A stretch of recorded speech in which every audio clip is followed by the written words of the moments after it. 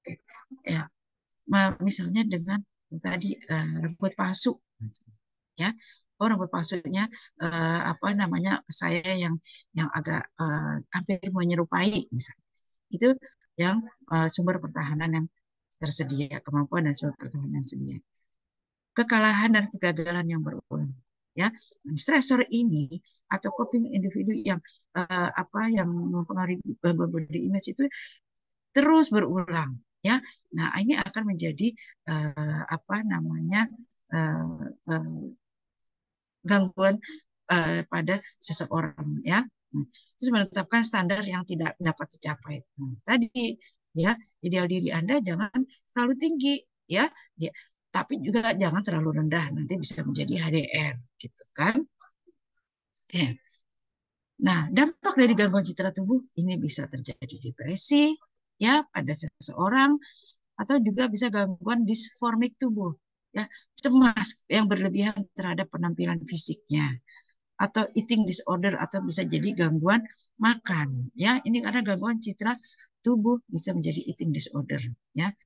Jadi bisa makan yang berlebihan, ya, bisa bisa menjadi malas makan, ya. Nah, data objektif pada gangguan citra tubuh ini biasanya, ya, apa namanya, individu itu ada perubahan dan kehilangan dari anggota tubuh, baik struktur, bentuk maupun fungsi. Nah, tadi misalnya habis diamputasi, ya saya jadi kakinya begini. Oh, saya jadi nggak bisa jalan. Oh, saya jadi jalannya pincang. Oh, aduh, saya kok begini gitu, ya. Nah, saya juga tuh dulu, saya jalannya bagus banget.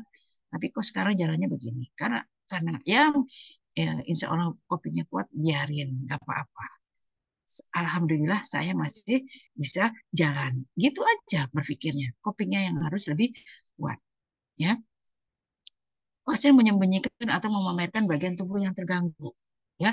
Ini data objektifnya pada pasien gangguan citra tubuh bisa dia menyembunyikan, ya, hal-hal yang menjadi apa uh, gangguan yang pada tubuhnya, ya. Misalnya dia tidak mau me, apa, menempatin tangannya, misalnya yang diamputasi, atau kakinya menutupi, ya. Atau memamerkan, ini lihat di kaki saya nih, udah nggak ada nih, ini nggak ada. Nah, itu memamerkan tubuh yang tegak. Terus data objektif, ya, pasien menolak melihat bagian tubuh, dia nggak mau. Nah, ada di sinetron tuh suka, saya tidak mau lihat, saya tidak mau, gitu kan. Nah, suka nonton sinetron nggak? Nah, ibu mah suka nonton sinetron itu tuh, ya. Ada pasien yang diamputasi misalnya, atau yang apa, dia tidak mau menolak, tidak mau melihat bagian tubuhnya yang hilang. Kemudian pasien menolak menyentuh bagian tubuhnya, ya. Ini di sinetron juga ada. Itu sebenarnya sinetron itu berdasarkan kenyataan. Nah, itu disinetronkan. Nah, kemudian objektifnya, aktivitas pasien berkurang, dia malas melakukan apa, dia menjadi tidak bersemangat, ya.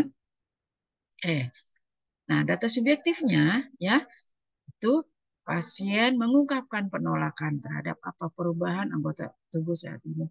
Saya nggak percaya nih, saya nggak mau begini nih, saya ini nih. Ah, itu penolakan. Anggota tubuh yang tidak berfungsi, interaksi dengan orang lain, dia menolak, tidak mau berhubungan, saya tidak mau bertemu dengan orang lain, saya tidak mau ini. Nah, itu juga ada itu, ya, di sinetron. Nah, nanti kenyataan akan seperti itu juga ada, ya. Saya tidak mau bertemu orang lain karena kondisi saya seperti ini gitu, ya.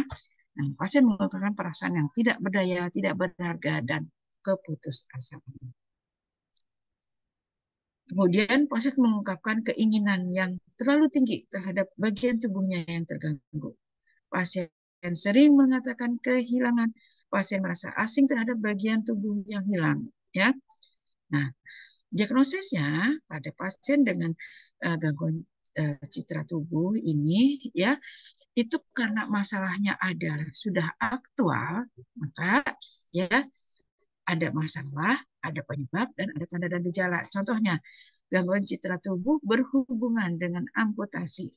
Ini dibuktikan dengan mengungkapkan adanya kecacatan, ya, ada apa namanya uh, uh, uh, adanya kehilangan bagian tubuh, ya, atau struktur tubuh lain yang hilang. Nah, tindakan keperawatannya, ya, pada pasien dengan gangguan citra tubuh, ya, adalah pasien mampu mengidentifikasi citra tubuhnya, mengidentifikasi.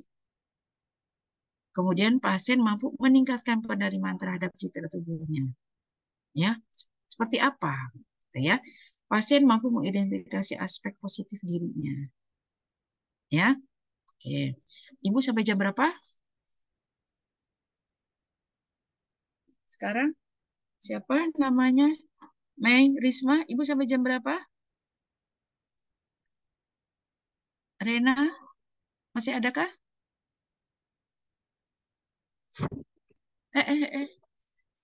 Siapakah? Jaga apa Anda? Oh, busnya bus.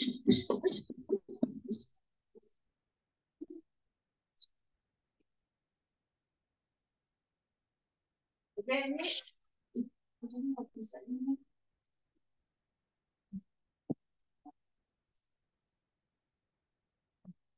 Sorry, ada gangguan. Kucing mengobrak-abrik mejanya Bu Indri.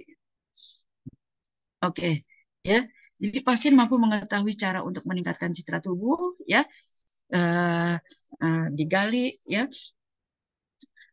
diberikan kasih motivasi, ya, seperti ibu dengan kondisi ibu seperti ini, apa yang ibu lakukan? Ya, saya nanti eh, apa namanya pakai jilbab aja deh kalau begini, misalnya dia misalnya kepalanya ada bekas operasi kelihatan gitu, ya, apa namanya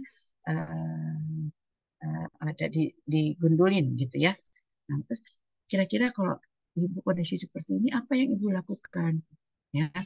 Nah, terus ya, saya lebih baik pakai jilbab supaya menutupi. Nah, ya benar Bu, bagus Bu, ya. Ibu dengan memakai jilbab, ibu akan menutupi bagian yang uh, apa namanya gundul ini misalnya, ya, yang bekas luka ini bisa ibu tutup, gitu ya, meningkatkan citra tubuh. Pasien mampu melakukan cara yang untuk meningkatkan citra tubuh, ya, misalnya dengan diamputasi, ya, uh, apa namanya uh, apa yang Bapak lakukan, ya, saya nanti bisa pakai protese, ya. Pakai protese, pakai celana panjang udah tertutup, udah nggak kelihatan, ya. Pasien mampu berinteraksi dengan orang lain tanpa terganggu. Oke, ya, ini, ya, ini tindakan keperawatannya. Oke, Ibu masih ada waktu Masih ada, Ibu. sampai jam 13.50. Iya, Ibu. Sampai jam 1, ya, jam setengah 2. Oke, ya. Bantu pasien untuk meninggalkan fungsi bagian tubuhnya yang terganggu. Ajarkan pasien untuk meninggalkan citra tubuh dengan cara menggunakan protesis, kosmetik, atau alat lain sesegera mungkin. Ya, motivasi pasien untuk melakukan aktivitas yang mengarah pada pembentukan tubuh yang ideal. Kemudian lakukan interaksi secara bertahap, ya. Oke, ya. Ini, ya, ini untuk tindakan keperawatan untuk keluarganya, ya, agar keluarga mampu mengenal masalah gangguan citra tubuh, keluarga mengetahui cara mengatasinya, keluarga mampu merawat, ya, keluarga mampu menyusun rencana, ya. Ini tindakan untuk keluarganya, bisa dibaca. Oke. Evaluasinya adalah kemampuan pasien dan keluarga dengan gangguan citra tubuh, ya, kemudian dokumentasinya, ya, hasil perawatan yang telah dilakukan sesuai dengan format dokumentasi pengkajian perencanaan implementasi dan evaluasi. Oke, ya. Dengan adanya sisa waktu ini, Anda uh, diberikan tugas, ya, untuk individu mencari kasus terkait gangguan citra tubuh. Oke, kemudian Anda apa namanya buat analisisnya apa, gitu ya. Oke, banyak kasus-kasus gangguan citra tubuh, ya, misalnya adanya benjolan, adanya apa namanya eh, apa ya tadi pasien dengan kegemukan, dengan kurusan ya. Hmm, Itu Anda cari kasus, dianalisis, kemudian lakukan tindakan keperawatannya apa. Oke, ya.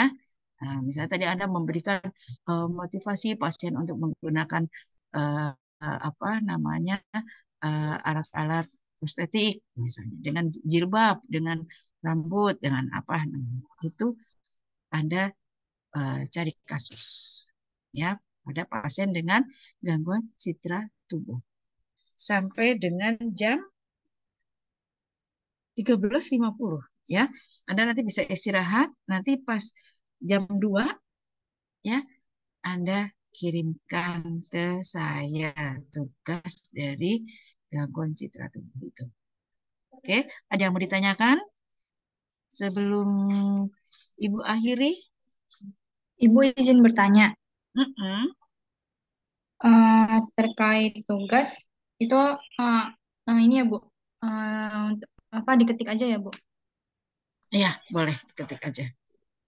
Ya, Lalu diketik ya. untuk ya Bu, Nanti dikirim ke Ibu melalui Google Drive aja ya. baik Bu. Terus apa lagi? Ada yang mau ditanyakan lagi?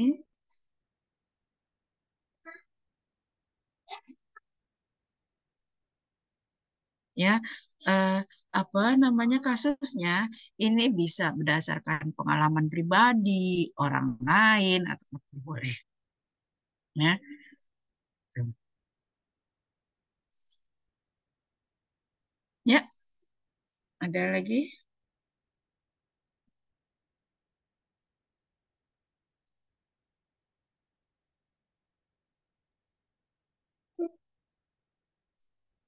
Ada lagi yang mau ditanyakan?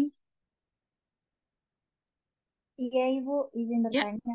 mm-mm, Saya Hertinayu dari kelas mm-mm, RKI, izin mm-mm, bertanya tapi kurang mm-mm, lebih terkait citra tubuh, Bu. mm-mm, mm-mm, Tadi kan disinggung juga ya kalau untuk citra tubuh ini, misal kayak ada beberapa bagian yang istilahnya tuh paling kelihatan, terus orang tuh kayak paling jujur gitu bilang terkait yang hitam lah, gemuk lah, dan lain halnya mm-mm, mm-mm, kayak gitu, Bu. Tapi Bu, saya ingin bertanya, kan terlalu gemuk atau terlalu kurus itu kan mm-mm, nggak boleh ya Bu. mm-mm. Cara kita cara kita ngomong, maksudnya cara kita bilang dengan yang maksudnya konteksnya tuh biar sampai ke orang berkaitannya tuh positif tuh kira-kira gimana ya Bu? Soalnya Ya, sejauh ini kan kebanyakan orang ngomong itu tuh kayak efeknya negatif ke mm-mm. yang istilah penerimanya. Terus Oke. juga nanti di akhir kan gue ngomong gini karena demi Mm-mm, kebaikan lo, padahal kan kayak mm-mm. orang yang menerima tuh cenderung apa ya, menanggapi itu tuh Baper ya, kayak baper gitu ya. iya itu. Mm-mm. Oh, Betul. kira-kira bagaimana? Oke ya. Misalnya ini ada orang kegemukan, ya. Kita kaitkan dengan kesehatan, ya. Apa namanya? eh Misalnya ini orang kegemukan. Ini kalau dilihat dari ukuran apa namanya? Kan ada pelajaran gizi itu ya. Nah, apa namanya? Ideal ideal tubuh itu Anda termasuk orang yang kegemukan. Karena orang kegemukan ini cenderung mempunyai penyakit ini. Kalau bisa dikurangi, ya. Usahakan untuk eh, turunkan berat badan. Ya, jadi jangan apa namanya kita langsung to the point gitu ya. Tapi misalnya kalau ada teman, iya lu tuh kegendutan lu kurusin dikit deh biar lu kelihatan cantik. Lah, mungkin seperti itu. Tapi kalau orang yang misalnya baperan ya, ini kelihatannya ibu overweight ya atau kegemukan, ini ibu bisa kurangi atau turunkan berat badannya. Karena orang dengan overweight itu cenderung mempunyai penyakit ini. Ibu harus olahraga, harus ini gitu. Begitu bisa ya, Hertina yuk.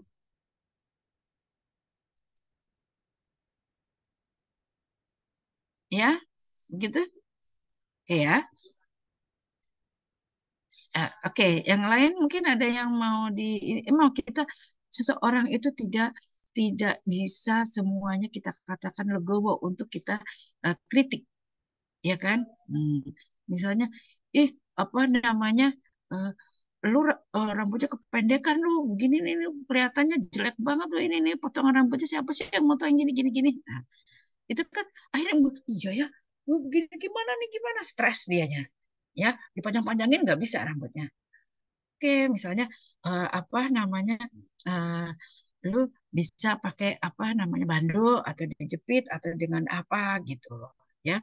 Nah, lupa keramas deh tiap hari biar cepat panjang, ya. Jadi ya, misalnya dengan potongan potongan rambut yang tidak sesuai aja, seseorang menjadi gangguan body image loh. Nah, ini gimana nih? Wah, misalnya totonya poninya kependekan gini ke sini, ya kan? Hmm, itu bagaimana? Oh, kita pakai ini aja, pakai bando, dinaikin, jadi seolah-olah tidak ada poni gitu ya. Itu eh, apa namanya, eh, salah satu usaha untuk percaya diri gitu loh.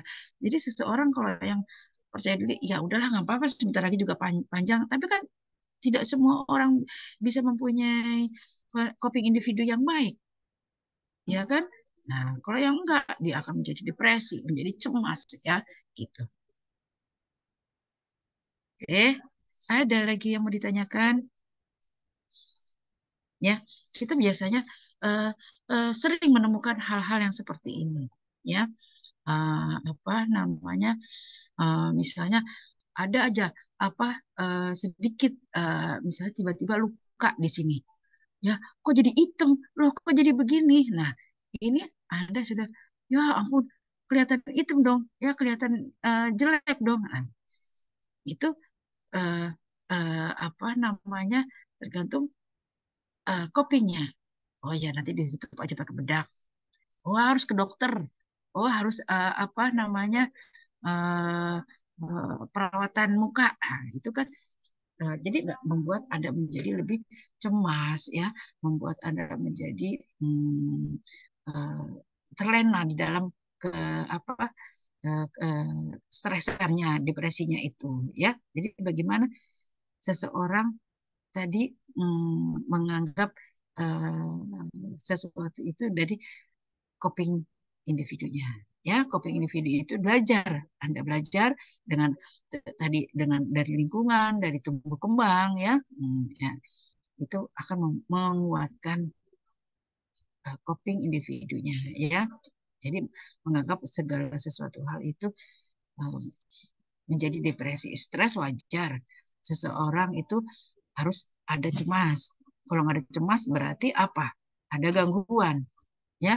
Ada gangguan kan dia mah senang aja gitu, ya, tidak tahu apa namanya ada bahaya atau apa, dia tidak tahu. Tapi kalau orang yang sehat wajar, dia rasa cemas itu timbul ada, tetapi jangan terlalu gitu. Oke. Oke, ada yang mau ditanyakan lagi? Ya, Ibu izin bertanya untuk deadline penugasan, boleh dikasih waktu lagi nggak ya, Bu, sampai jam 7? Kenapa? Memang ada perkuliahan lagi? Kelas, iya Bu, abis ini ada perkuliahan lagi, abis mata kuliah Ibu. Nah, kan mata kuliah Ibu jam 13.50 tuh, ya, hampir jam 2, hampir jam 4. Jam 14. Ya, berarti Anda cari ini mah bentar. Jadi jam sekarang supaya nggak banyak.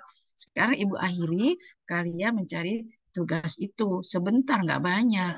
Yang penting Anda tahu apa namanya, gangguan citra tubuh itu apa, seperti apa, contohnya kayak apa, kemudian analisis dan bagaimana apa tindakan yang kamu berikan, gitu loh. Ya, jadi nanti waktu kamu ke pasien, oh ya kayak begini, uh, uh, ini jadi uh, apa yang dirasakan pasien itu kamu tuh, oh ternyata ini loh, pasien merasa malu, pasien merasa ini, ya. Kemudian tindakannya apa sih sebaiknya?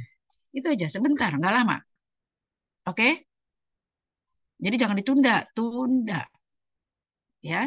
Jangan ditunda-tunda, selesaikan biar tidak ada PR lagi, ya. Ini masih di jamnya Ibu. Oke? Anda bisa makan, nanti bisa lanjutkan sampai jam 2, jam 13.50. Setuju? Oke? Ya. Oke, semangat, semangat. Oke, ada lagi yang mau ditanyakan? Izin Ibu, izin masuk. Ya. Berarti bentuknya seperti asuhan keperawatan gitu Bu, ASKEP, yang ada identitas, data subjektif, data objektif, terus ada diagnosa, terus rencana keperawatan sama intervensinya Bu. Iya, sedikit aja karena dari kasus Anda buatnya jangan jangan apa misalnya eh, seorang ibu berat badannya sekian, ini, oh berarti dia kegemukan, dia merasa gangguan body image, apa namanya, eh, apa kalau gendut apa namanya, obesitas, ya misalnya, obesitas terganggu apa namanya aktivitasnya misalnya.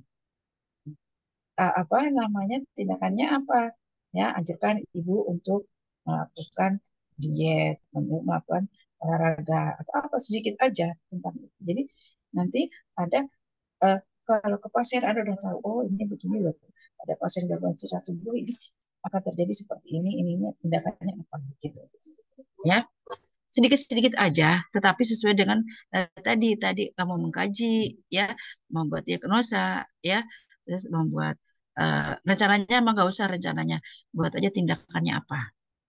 Kan rencana sama tindakan hampir sama, ya. Baik Oke, Ibu. oke, paham ya? Iya Yang Pak. Ibu maksud. Oke. Ada lagi yang mau ditanyakan?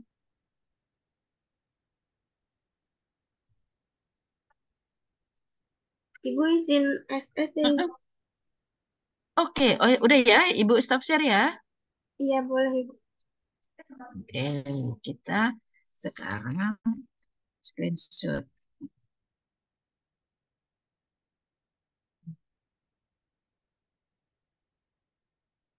Screenshot silakan. Ibu berarti itu ya, apa, raise hand. Izin, iya Ibu. Izin Apakah menjawab, suara saya boleh terdengar? Ibu raise hand. Benar. Ayo yang lain apa dulu nih, kelas apa? Kelas A dulu, apa kelas RKI? Mungkin untuk kelas A bisa lebih dulu. Baik, untuk kelas A boleh raise hand. Oke, raise hand.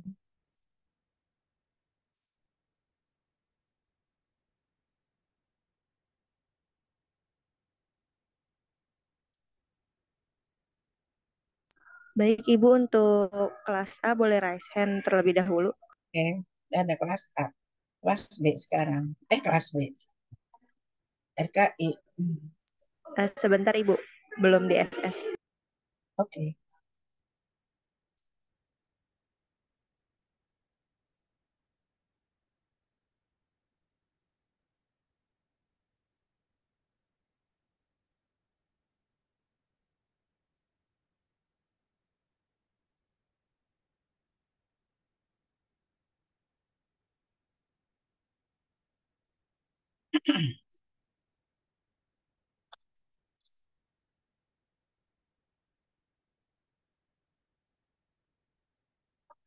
Baik, Ibu, untuk kelas A sudah, Ibu.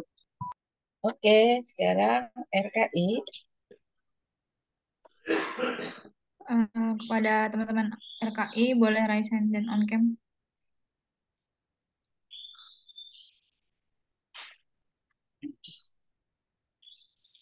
Baik, salah satu.